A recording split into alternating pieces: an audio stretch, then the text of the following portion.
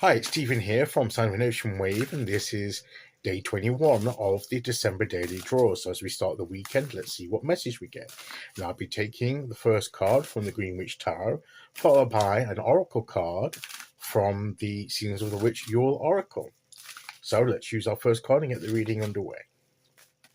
And of course, today is the winter solstice. So, happy winter solstice and blessed Yule as well, start of Yule. So let's see what message we get.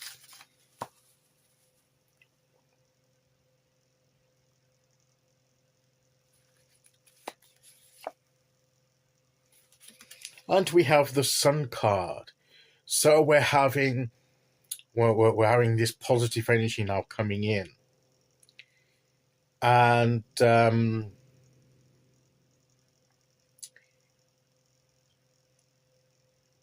it's about this positive energy. It's about, it's about clarity.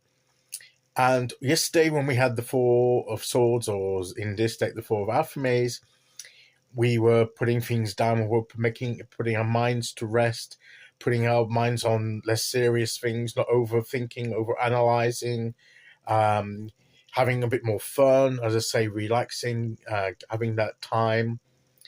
And we had the gratitude card from the Oracle deck. So, and that was to think about things we're thankful for, focusing on the positive stuff, and leaving the other things aside for a while. And this is increasing the positivity. And as our minds perhaps relax and settle down, it can also bring more clarity. Because the more we overthink things, as I say, it can cloud our minds, can cloud our vision as to what to do next.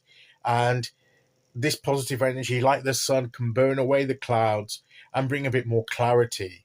And that was the importance of putting those thoughts aside, to gain, to let things settle, to let things disperse in our minds, so they're not so muddled and full of things that are weighing upon our minds.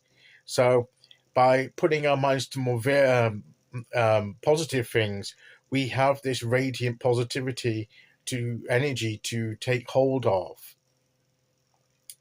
So to me, this and I want to say something about the winter solstice and with the sun. It's my understanding, but I could be wrong because I didn't double check, and I could be remembering it wrong because I always get I always get some of these the wrong way round. I know the equinoxes. The equinoxes are when you've got the day and the night of equal. You've got daylight, night, and the of equal. That's the equinox, the equal. So you've got that equal divide between the light and the dark. I think the summer solstice is when, if I'm correct, I think it's when the daylight reaches its pinnacle and it is greater than the night. So it's like a longest day. I think the longest day is the one that's in the summer.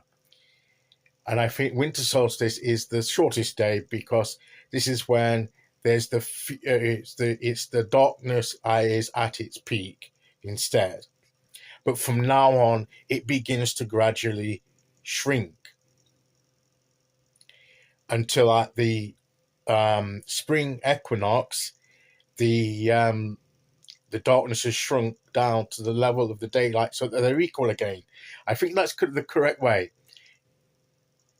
Somebody may say, no, you got it the wrong way around, but I think that's the right way. It makes sense to me. So the fact that the sun's come out means that, not that by all means the sun is taking over, but what it means is that it's telling us that from now on, the darkness will diminish, and the difference between the two will shrink, and eventually the sun will equal and overtake. So that's like a positive element too, in that it's just showing that it's reminding us that the sun hasn't gone away. It's just that we, at this time of year, there's more darkness because of the way that the seasons work and the movements of the earth, and where its orbit in the solar system, and it's the way that it positions itself, and and everything like that. So it's telling us that the sun is still there, that energy is still there, um, even if we don't see it as much, and if we don't have the daylight hours as much. It hasn't gone away. The sun is still burning bright out there, and the energy is still the same. And when it represents the positive energy and the ability to be positive, to have the confidence to express ourselves, which I believe the Sun card to me embodies, to be our true selves, the confidence to be our true selves, to stand tall like the sunflowers, and the sunflowers are geared towards the sun. And it's like, if we direct our attention, angle ourselves up towards that positive energy, then no matter what the circumstances, we can stand tall and we can shine with our own positivity. That's not to deny that there's anything in our lives that are concerning, or could be sources of worry, but we're coming at that with a more positive energy. And that's the key thing, to come at the situation with more positive energy, which was why we needed to do the Four of Affirmations, or Four of Swords, and just put some things aside to let our minds rest, before it became too much negative energy or overwhelming energy. So it's reminding us that positivity can still be attained, and we can shine even if we don't see the sunshine as much at this time of year. Okay, let's see which